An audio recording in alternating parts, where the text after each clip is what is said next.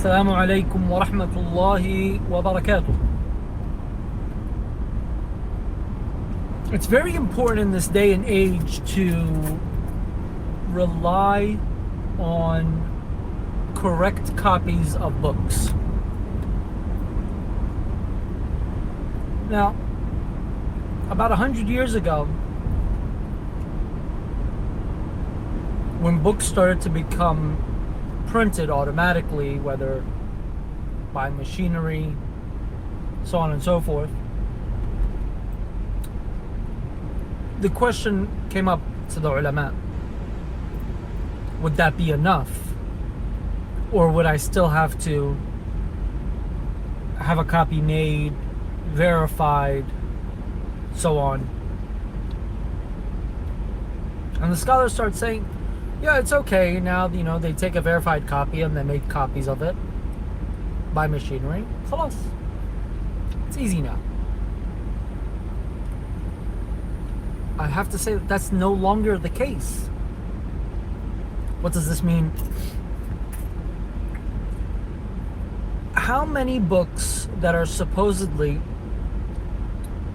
verified have errors and mistakes in them? Not only that, how many books have names of major scholars on the cover, and the mistakes within the books are horrific?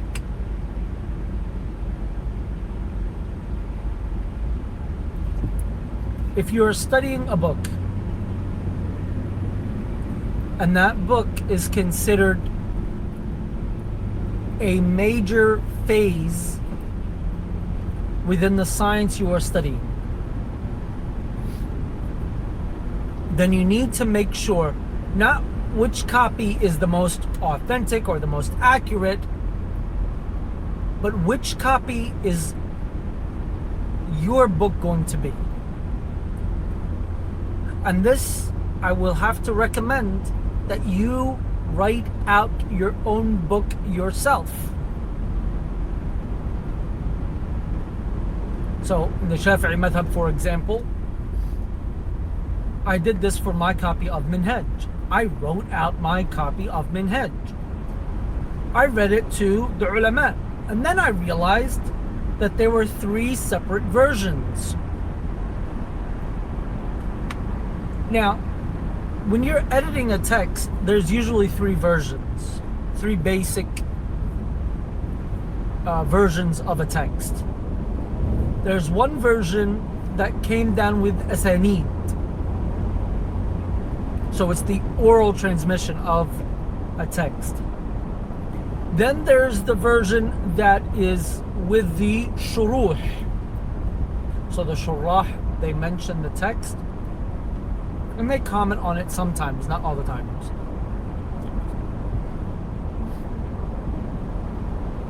And then there's the version that's in the makhtutat, manuscripts. But you have to be careful whose copy it is, because that's going to make a difference. If it is a scholar's copy versus if it's just fulan, someone we don't know who exactly they are, and he copied al-Minhaj, مثلا, that's not going to help me realistically. If they did tashkil, the harakat in the book, in the text, these harakat, where did they come from? We know that with a simple minor difference in these harakat in Arabic words, there will be differences. قطع, قطع.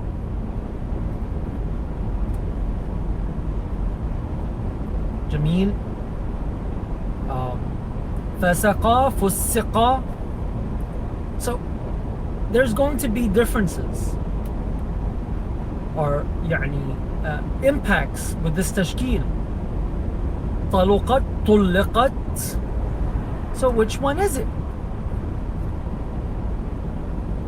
And where did it come from? Was it in the author's copy? Or was it added in later on?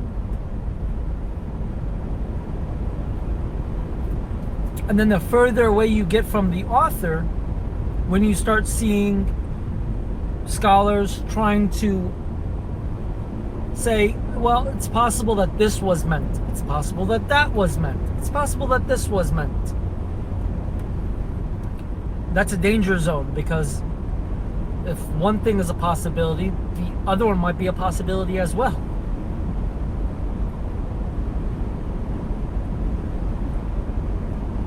So when I was authenticating my copy of Minhaj, I realized that there was the Egyptian version, the Hijazi version, and the Yemeni version. Now, these versions were actually oral transmissions.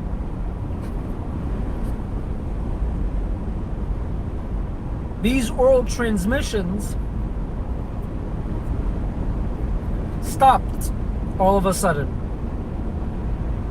around year 900. When I say stop, they weren't cut. The chains remained intact. However,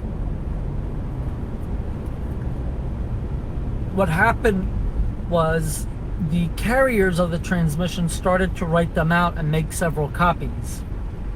And we can actually see the variance between these different chains in their makhtutat even till this very moment.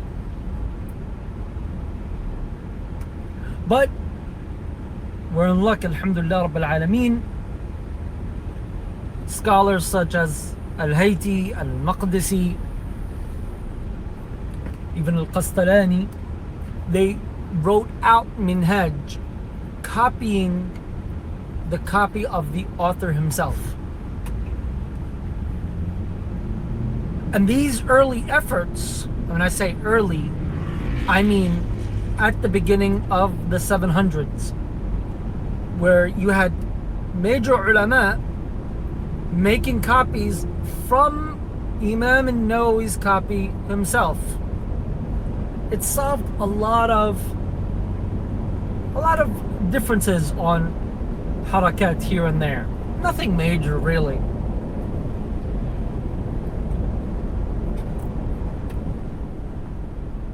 But then something odd happens. You see, Imam al-Nawawi's copy was in al-Mahmudiyya all the way up to around year 1000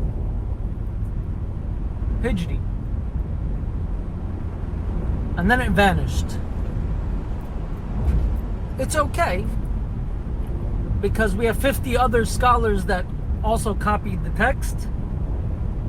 We have the oral traditions that preserve the text. And we have the shurrah.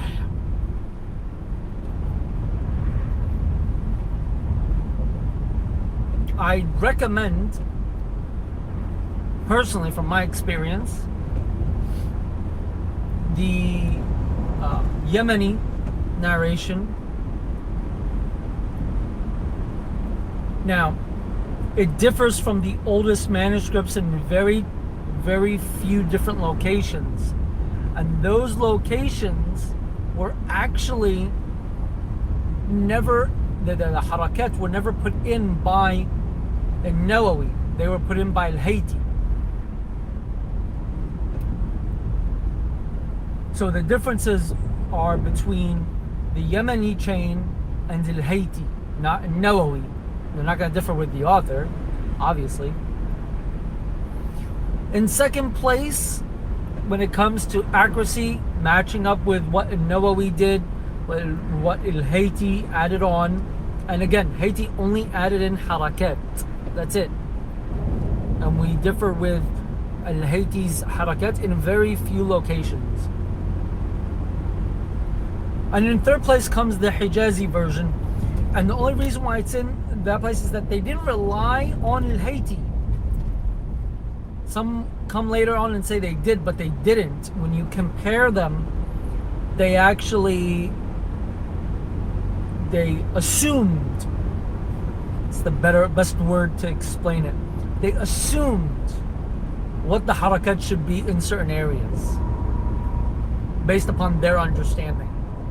Which, fair enough. However, when you compare it back to with Al-Haiti and the Yemeni one, which is a little bit more steady and connected, the Ittisal is a lot stronger in the sanad and shorter. And then the Egyptian one, you see the Hijazis kind of did their own thing, which is odd since the copy of Minhaj was right there in Al-Mahmudiyya in Medina for a very long time. But nevertheless, but this journey right here, and I'll show examples in the future, inshallah. But this journey right here with the text becomes essential for you to understand the text, the meaning that was meant behind it, and it impacts essential things and understanding essential things within the meaning that the author was trying to give you. And the same would happen if we're speaking about any other ilm, ilm al-hadith or lugha, tafsir, ila akhir. So it's important, especially if you're talking about specializing in a field, for you to specialize in that text that you're relying on. Understand it, know its history, know its biography, know its manuscripts. For knowing these things will help you know the text, and in turn will help you excel in the science that you're trying to specialize in.